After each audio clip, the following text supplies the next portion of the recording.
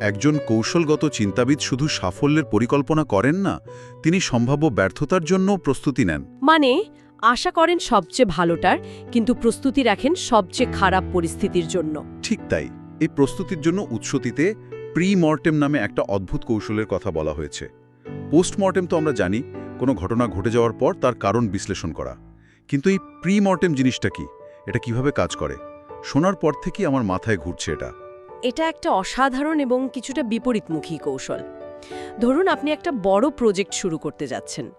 Pre mortem সেশনে আপনি এবং আপনার দল একসাথে বসে কল্পনা করবেন, ধরা যাক 1 বছর পরের কথা, আমাদের এই প্রজেক্টটা চূড়ান্তভাবে ব্যর্থ হয়েছে। তারপর সবাই মিলে সেই কাল্পনিক ব্যর্থতার কারণগুলো খুঁজে বের করার চেষ্টা করবেন। মানে কি কি ভুল হতে পারে, কোথায় কোথায় সমস্যা দেখা দিতে পারে, বাজারের কি পরিবর্তন হতে পারে? হ্যাঁ, এই প্রক্রিয়াটা আমাদের দুটো বড় সুবিধা দেয়। কি সেই দুটো সুবিধা?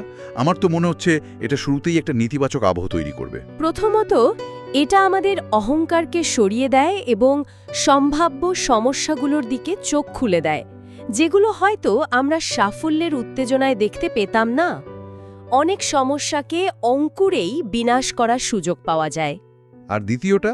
আর দ্বিতীয় এবং সবচেয়ে গুরুত্বপূর্ণ সুবিধা হল, এটা আমাদের আত্মবিশ্বাসকে বহুগুণে বাড়িয়ে দেয়। কারণ যখন আমরা সবচেয়ে খারাপ পরিস্থিতির জন্য একটা কর্ম পরিকল্পনা তৈরি করে রাখি, তখন আর ভয় কাজ করে না।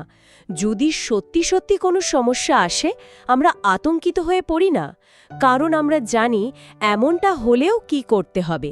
আমরা স্থির মাথায় পরিস্থিতির মোকাবিলা করতে পারি।